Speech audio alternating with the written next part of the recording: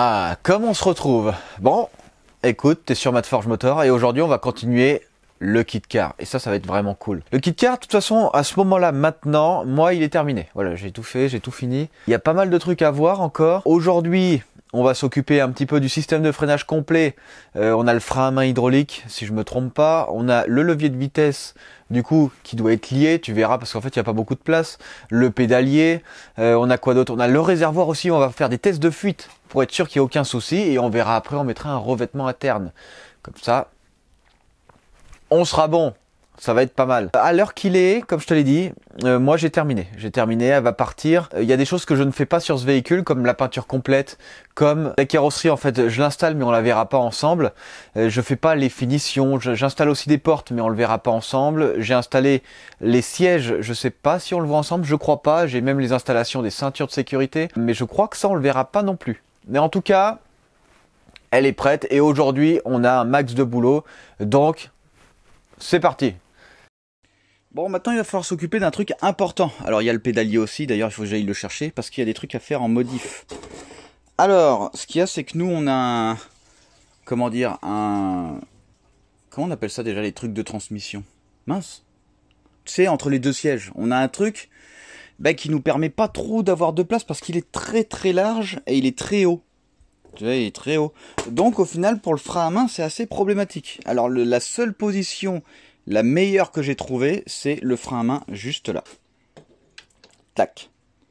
Voilà, juste à côté du levier de vitesse. Vu que le levier de vitesse est plus haut que le frein à main, en fait ça gêne pas pour le changement de vitesse. Donc qu'est-ce qu'il va falloir faire? Il va falloir que je crée une plaque pour ici et on soudera directement au TIG là-dessus. Comme tu vois, comme là quoi.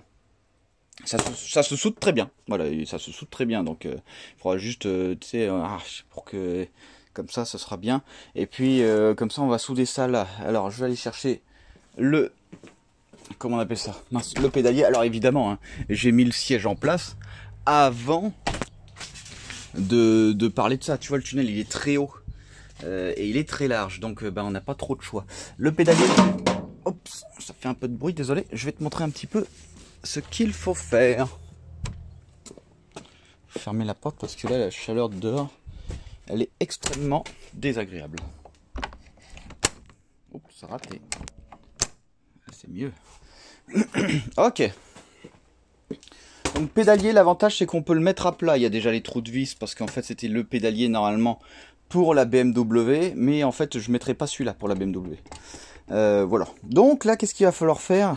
Il va falloir créer une pédale déjà avec un ressort pour que ça puisse revenir en position, ça je pense que c'est important. Et en plus de ça, il va falloir créer un emplacement pour pouvoir avoir un câble, parce qu'on est sur câble. Voilà, donc on verra ce qu'on fait là pour l'instant. Voilà, mystère et boule de slip. Donc on verra bien, et puis je pense que ça va pas être bien compliqué. Donc là il va falloir s'occuper de ça. Une fois que ça c'est fait, j'ai plus qu'à percer le plancher, et hop, visser. Alors vu que c'est un plancher en aluminium qui me paraît un peu fin, j'ai peur que ce soit très fragile et très faible, donc sûrement par dessous il va falloir créer une plaque qui ira sous le véhicule, paf, qui sera fixée par dessous pour augmenter la rigidité du pédalier. Voilà, parce que en fait, bon, l'accélérateur ça demande pas d'effort, l'embrayage ça demande pas d'effort, le frein c'est pas la même chanson, hein. Parce que pour freiner, il faut appuyer fort, surtout qu'on n'a pas d'assistance de freinage. Voilà. Donc c'est pas mal. Ensuite, on verra un petit peu le schéma hydraulique de freinage. Bon, c'est pas très bien compliqué, hein. C'est pas bien compliqué. Il va falloir aussi s'occuper des réservoirs, mais les réservoirs, il va falloir les déporter parce qu'on n'a pas de place du tout. Après, il va falloir faire la colonne de direction. En fait, la priorité, c'était le siège. Levier de vitesse, normalement il aurait été bien de le faire avant le levier de vitesse, enfin le levier de vitesse en deuxième, juste après le siège, sauf que là on n'avait pas le choix, j'avais pas encore les sièges, donc on avait fait l'emplacement du levier de vitesse. Une fois qu'on a l'emplacement du levier de vitesse, le frein à main. Une fois qu'on a le frein à main, les pédales, et ensuite la colonne de direction. Alors, je le fais dans ce sens, on pourrait très bien faire la colonne de direction avant, sauf qu'en fait, la colonne de direction, je vais pas avoir beaucoup de choix, alors que les pédales, si je veux, je peux les raccourcir. Tu vois, derrière, tu as des trous de vis et tout. Je peux toujours, dans le pire des cas, recouper et rétrécir le pédalier. Alors qu'au final, la colonne de direction, je vais pas avoir beaucoup de choix parce que c'est un véhicule malheureusement très restreint. On peut pas tout faire. Donc au final, quand tu fais quelque chose, il y a toujours un ordre à respecter. Alors j'ai simulé un emplacement pour mettre le levier de vitesse en priorité. Comme ça, je perdais pas de temps pour le reste. Parce que si j'ai pas le levier de vitesse, je peux pas faire ma tringlerie de boîte avec mes renvois de câbles. Donc il faut pas non plus perdre trop de temps inutilement. C'est pour ça que ça a déjà été fait. Et je suis content parce que la position est parfaite par rapport au siège. Donc c'est cool. Maintenant on associe ça ici. Et ici on va trouver un stratagème déjà pour mettre un ressort. Et après pour que ça puisse tirer un câble. Ce serait quand même bien. Parce que si on peut pas tirer de câble, l'accélérateur on oublie, le véhicule il accélérera pas. C'est magique mais c'est comme ça. Ok bah écoute. Il faut y aller, hein.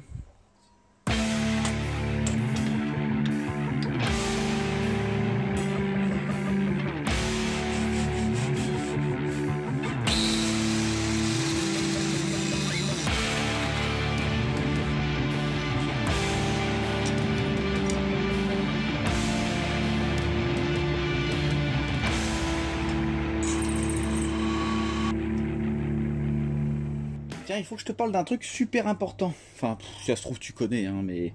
Tu vois, j'ai acheté ce kit de tarot. Ce kit de tarot, ce que j'ai vu de bien, et j'ai compris tout de suite, parce qu'en fait, j'ai eu un diplôme dans l'usinage. C'est quand j'ai vu qu'il y avait 3 tarots par filet à faire, quoi. Et c'est pas pour rien, c'est parce qu'en fait, quand tu tarotes comme ça, pour pas user tes tarots, t'en as 3 différents à utiliser. Hop, regarde, tu vas voir. Et en fait ça, j'étais à la recherche de ça depuis pas mal de temps, sauf que j'avais jamais vraiment de budget. Je suis tombé sur ce truc là, pas très cher. Et en fait, je sais pas si tu vas voir. Tu vois, il y a un trait, 2 traits, et là il n'y a pas de trait. Parce qu'en fait, celui à un trait c'est le premier que tu dois passer, celui à 2 traits c'est le deuxième, le dernier c'est la finition.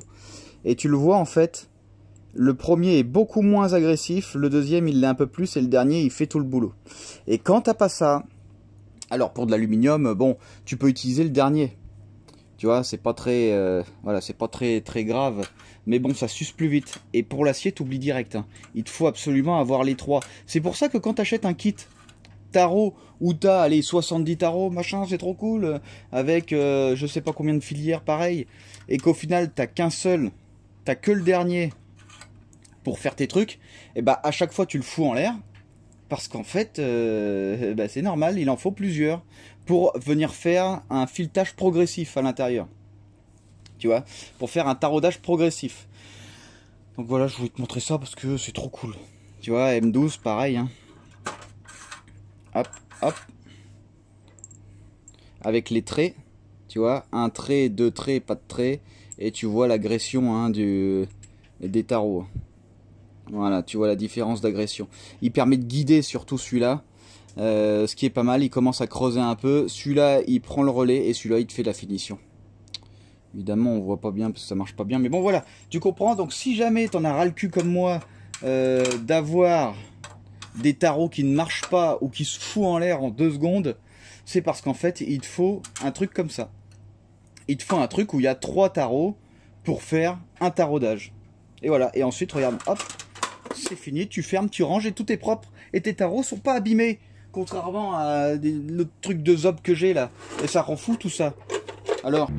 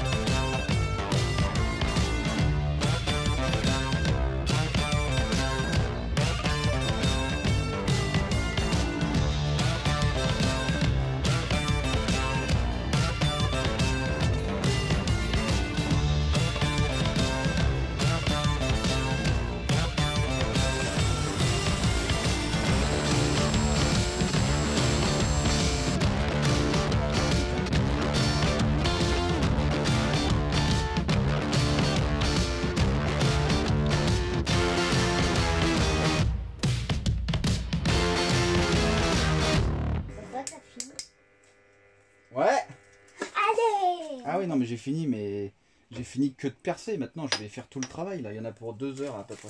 Non, on va jouer. J'ai pas envie de jouer, moi. Si, t'as dit. On s'emmerde de jouer, c'est pas marrant, alors que de travailler, c'est tellement bien. Non, c'est tellement nul. Parce que ça fait perdre du temps. Bon, allez, papa, on va jouer. De jouer, je sais que ça fait perdre du temps, Logan. C'est pour ça que je joue jamais. Mais allez, papa, on joue là. Bah, tu sais ce qu'on va faire? Oui. Tu vas monter, Oui. tu vas dormir. Non, Pendant une semaine. on joue tous les deux. Et après, on arrête de jouer. Bah, Je peux pas travailler correctement ici, de toute façon. Bien, bien, bien. Bon alors, c'est cool, c'est en place. Putain. Et mais pourquoi ça zoome mal? Voilà, c'est en place, ça gêne pas quand on est assis. Ça c'est cool. Clac, clac. Putain, voilà. Voilà, ça marche très mal le zoom, je sais pas pourquoi. Et voilà, en fait ça gêne pas. Dans le pire des cas, non, je crois qu'il est descendu au max. Je l'ai rapproché au max pour pas qu'il gêne, mais en fait on pouvait pas le mettre ailleurs. Donc, pédalier, donc fixé au sol, sauf que vu que c'est de l'alu assez fin, j'ai préféré faire une plaque par-dessous, comme tu le sais. Voilà. Cette plaque qui va permettre de maintenir. Ensuite, là, il n'y avait pas de ressort, donc j'ai fait un ressort directement lié ici. Hop, plaque. Merde, excuse-moi. Non, parce qu'en fait, je l'ai dévissé forcément pour pouvoir mettre les vis derrière. Tac. Donc ça, c'est pas mal. Maintenant, il va falloir accéder au système de freinage derrière. Tu vois, les mètres cylindres, eh ben forcément, il va falloir mettre les tuyaux qui vont bien. Donc ça, c'est extrêmement simple et extrêmement rapide. Donc, on a un mètre cylindre pour l'avant, un mètre cylindre pour l'arrière. Le mètre cylindre de l'arrière, il doit rejoindre ici. Ici, là c'est l'entrée. Il doit ressortir. Et après, il doit aller aux étriers arrière. Tout simplement, hein, c'est hyper simple. Hein. Hyper simple. Il va falloir faire aussi l'accélérateur qui va directement au papillon. Hein, là. Donc là, il va falloir faire un système très simple. Très simple, rien de bien compliqué. Et ensuite, pour l'avant, on va reprendre le freinage sur les fusées avant. En fait, il n'y a vraiment rien de compliqué. Alors, attends, je vais te montrer un petit peu quel type de matos moi j'utilise pour faire ça. Donc voilà, j'utilise ça, ce sont des raccords Banjo. Hop. Donc, tu vois, tu le mets directement sur ton... C'est universel. Voilà, c'est universel. Les vis, il peut y avoir différentes tailles. Hein. Tu as des pas bien spécifiques. Tu as du 3/8e UNF, tu as du 7/16 UNF, du 1, tu vois, du M10x1. Enfin bref, tu en as plein. Donc forcément, c'est super chiant pour savoir lequel est quoi. Mais bon, écoute, voilà, si t'as pas de quoi mesurer les pas ou si t'as pas de quoi machin, tu prends au pif et puis tu verras bien. Non, faut pas prendre au pif. Mais bon, c'est super chiant quoi. Donc là, au moins, on a nos raccords. Ce que je vais faire, c'est que je vais aller installer les fusées. Tu vois, je vais les mettre à leur emplacement. Ici, alors, normalement, on a un cône, là. Sauf qu'en fait, ce cône, moi, j'en voulais pas. Parce que c'était pas intéressant, c'est de la merde. Voilà, donc j'ai créé une pièce, tu vois, comme une bague, où au final, j'ai percé directement dans la fusée pour avoir du 15 ou du 16. Je crois que c'est du 15. Pour casser complètement le cône à l'intérieur. Et après, hop, tu vois, tu as la pièce ici mis en force dedans. Et après, voilà. Écoute, voilà, c'est comme ça. Et du coup, je pense que c'est pas mal. Donc, pour l'avant, en fait, vu qu'il y a 2 étriers, on va faire une arrivée et paf, un étrier. Et évidemment, pour l'arrière, c'est le même tarif. Hein. Ça arrive du frein à main hydraulique, par ici. Et après, paf, paf, ça peut même arriver par là. Hein. Tout dépend de ce qui nous arrange le mieux. Mais au final, c'est pas mal. Alors, système de freinage, on prend du AN3. J'ai toujours pris ça. Il y a juste un truc qui est très très chiant, c'est que sur le mètre cylindre du, comment on appelle ça, de l'embrayage hydraulique, c'est que l'arrivée, là où on met un réservoir, c'est pas du tout le même diamètre. Voilà, tu vois, c'est ça quoi. Alors attends, tu vas comprendre, parce que là tu te dis, bon je comprends pas, ça a l'air d'être pareil. Je vais te mettre les 2 vis à côté, tu vas comprendre. Ça c'est la vis pour le machin, et ça c'est l'autre. Tu vois la différence de diamètre? Le problème, c'est qu'en fait, il faudrait prendre du AN4 pour recevoir cette vis-là. Mais le problème, c'est que si je passe en AN4, de l'autre côté du mètre cylindre, c'est du AN3. Sinon, il faudrait un adaptateur direct, machin truc, bref. Alors moi, ce que je fais, ce que j'ai toujours fait, c'est qu'en fait, je viens repercer ça. Je viens le repercer pour adapter à ce diamètre. Alors oui, ça affine, tu vois, la surface. Tu te mets bien, s'il te plaît. Merci. Ça affine la surface, mais j'ai jamais eu de fuite. J'ai toujours fait ça sur tous mes véhicules, sur la 205, sur le prototype, sur... j'avais fait quoi d'autre? Sur la Corsa Turbo aussi, c'était le cas. Et j'ai jamais eu de fuite. Jamais eu de problème. Donc, on va faire ça. Avec un peu de chance, ça passe dans le tour, pour que ce soit le mieux possible. Ce serait vraiment pas mal. À voir, mais de toute façon, on n'a pas vraiment le choix. Donc, écoute, on va faire ça. On va repiercer ça comme je l'ai toujours fait. D'habitude, je le fais à la fraiseuse. En fait, dans la fraiseuse, je mets le forêt qui correspond au diamètre et je viens faire des montées-descentes, tu vois, des embiais, crac-crac, pour augmenter au fur et à mesure. Il n'y a qu'un seul millimètre de différence entre l'intérieur et ici. Et donc, bah, il faut le rattraper, quoi. Il faut le rattraper. Alors attention, parce qu'il ne faut pas aller trop creuser, machin truc. Après, ce qui est bien, c'est qu'on a des... Alors, faut que j'en rachète parce que j'en ai plus. Tu vois, des trucs comme ça en cuivre, et le cuivre ça se déforme super bien, donc ça prend très très bien la forme, ce qui fait que même si on a perdu un petit peu, bah au final quand on vient écraser avec le cuivre, il n'y a pas de fuite du tout, donc ça c'est pas mal. Écoute, ce qu'il y a, c'est qu'on va tout mettre en place. Alors est-ce que je vais filmer? Je sais pas, parce que rien que le fait d'être ici là où je suis, il n'y a pas de soleil et tout, je sue. Je brille, tu vois, on dirait que j'ai mis de l'huile un peu, tu sais, pour faire... voilà, d'accord. Donc, est-ce que je vais te foutre le téléphone dehors? Je sais pas. Pour filmer, ce serait quand même pas mal que tu vois, mais bon, en fait, c'est super chiant. Je pense que ce serait pas mal quand même que tu vois. Excuse-moi, on voyait pas, c'était trop bien fait, ce zoom de téléphone de trop cool. Donc, bah écoute, c'est bon, on y va.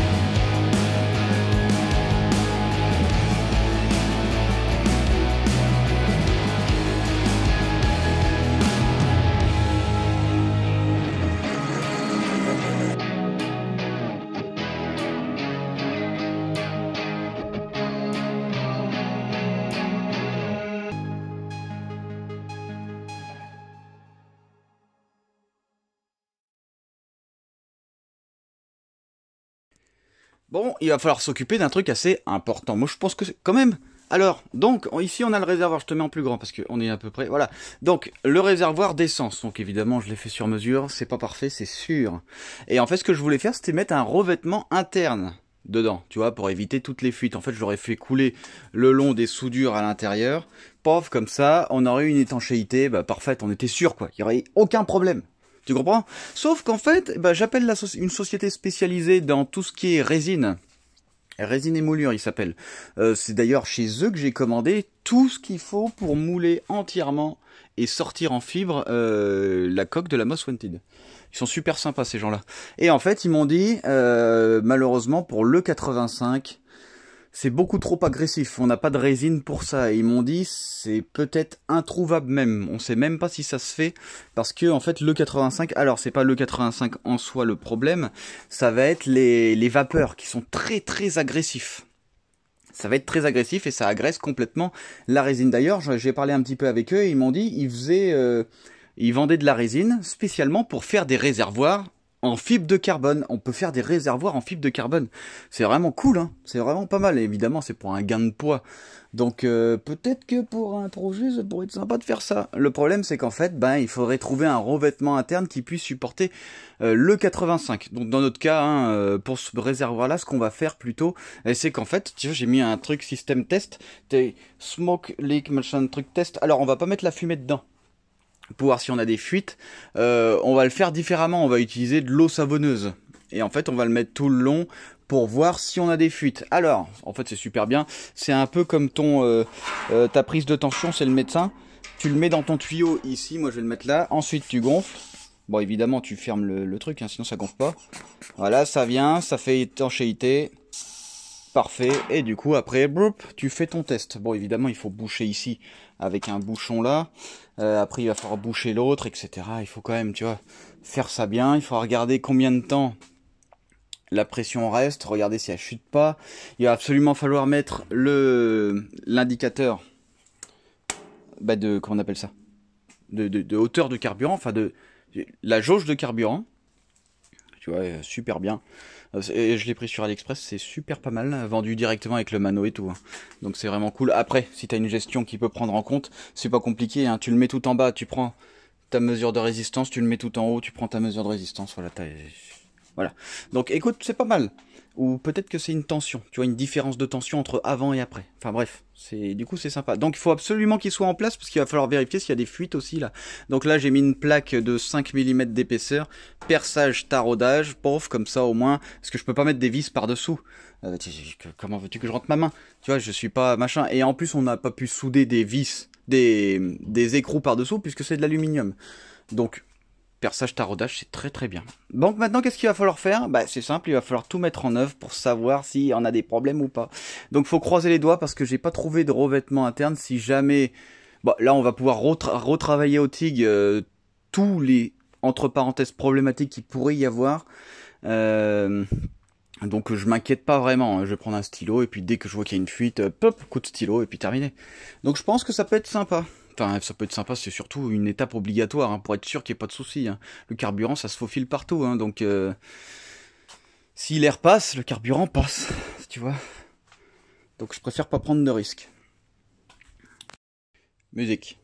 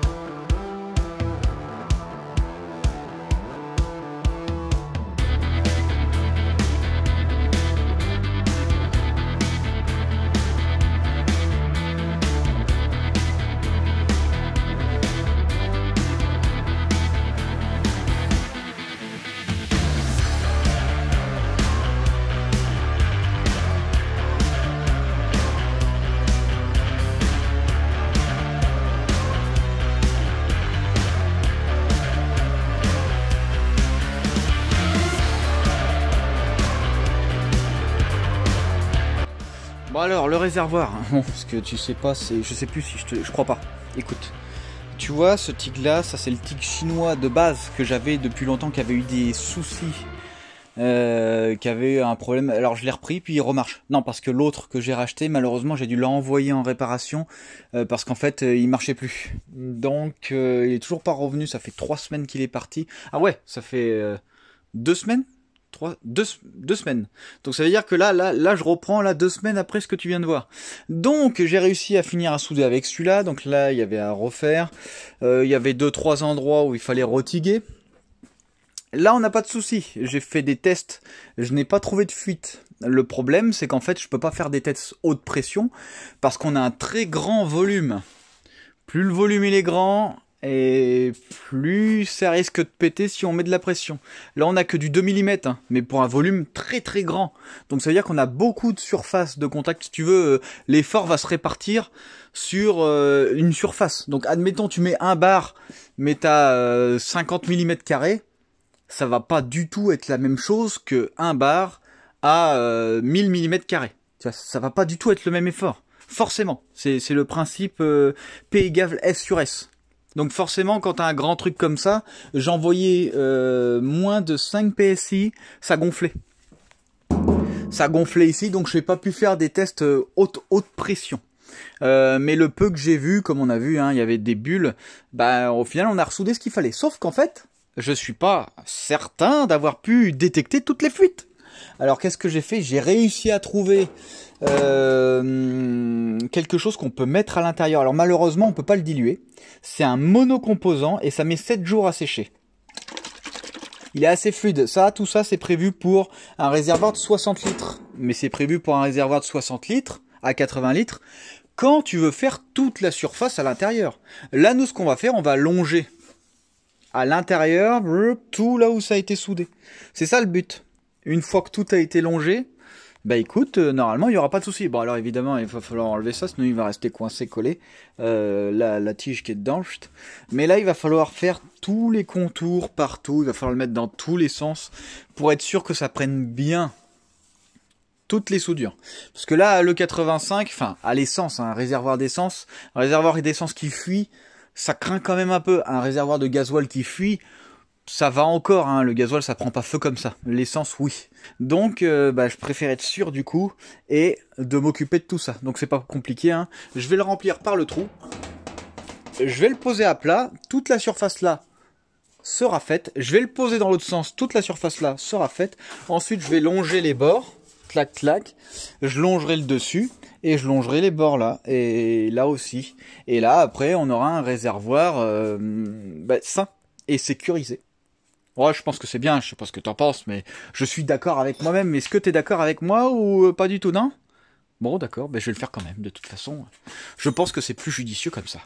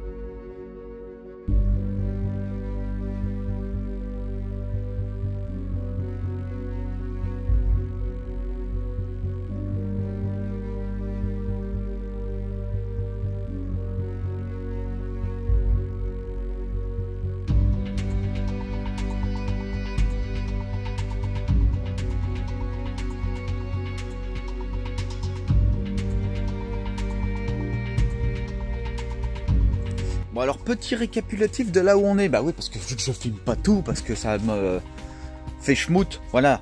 Parce que ça me fait chier de filmer, de poser la caméra de ci, de ça, donc ça m'emmerde. Donc, qu'est-ce qu'on a là? La géométrie est bonne. Réglage géométrie, tu vois, en fait, t'as des espèces de cales, hop, tac, tac, tac, tu règles, machin truc. Tu peux régler tes amortisseurs pour la dureté, tu peux régler aussi la hauteur. Ici, en fait, tu viens mettre plus ou moins de cales pour équilibrer les deux roues. Enfin bref, tu vois, tout est réglable. Barre anti-roulis, on est bon. Direction, on est bon. Tu vois, donc c'est quand même pas mal. Système de freinage avec les 3 bols. Un emplacement sur mesure avec des conduites rigides. qui passent par-dessous, paf, et en fait qui viennent direct au pédalier. Enfin franchement, regarde ça, c'est quand même sublimissime. Avec la colonne de direction, écoute, que demande de plus le peuple quand même. Frein à main hydraulique, ça tu connais. Levier de vitesse, ça c'est super chouette. Là on a un emplacement pour hop, la bobine. Donc la bobine en fait si tu veux, elle vient se caler comme ceci là tout de même, d'ailleurs comme ça. Hop, tac. Et voilà, en fait on a vraiment pas beaucoup de place, hein. Tout est assez restrictif. Donc ça c'est plutôt chouette. Je te repose, dis donc. Donc le réservoir aussi, échappement, ben regarde, je suis même pas sûr d'avoir filmé quand j'ai fait l'échappement. Enfin c'est trop cool, géométrie arrière on est bon, tout le dessus, tout machin. Le réservoir d'essence c'est super cool, avec le revêtement interne, donc il faut attendre plusieurs jours. Les tuyauteries, là il faut que je mette un filtre. Et ensuite il restera le système électrique. Le système électrique je le fais que après, hein. Tu vois là ici on a le tableau de bord, machin truc. Enfin franchement c'est sympa. C'est vraiment cool, ça avance super bien. Il reste plus grand chose. Qu'est-ce qui reste donc?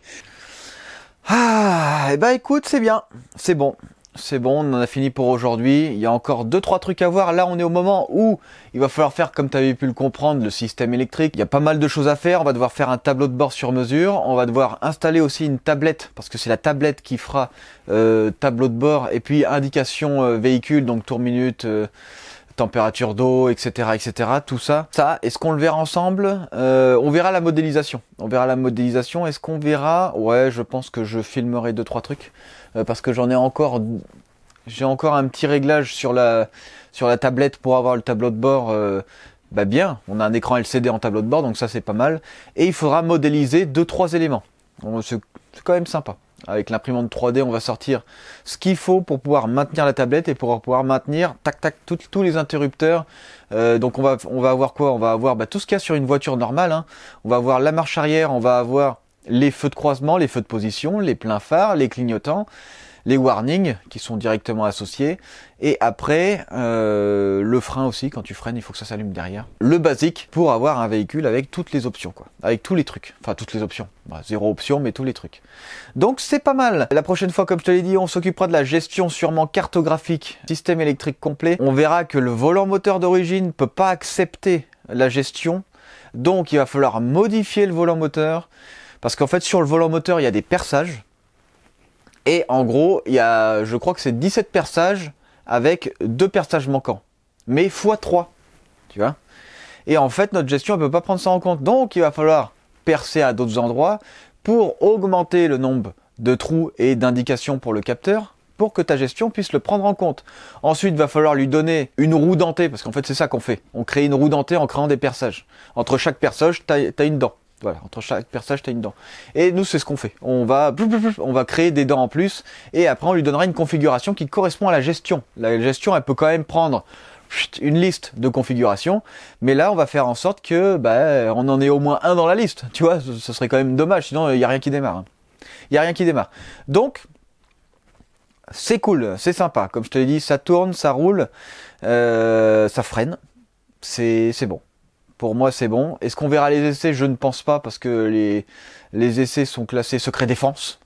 Non, c'est au proprio. Donc, ça m'emmerde, parce que j'aurais bien aimé faire les essais. Mais on verra. Peut-être qu'il me laissera mettre les essais en vidéo, quoi. Donc, on verra ça. Écoute, je pense que je vais te laisser. Et puis, on se dit à la prochaine fois.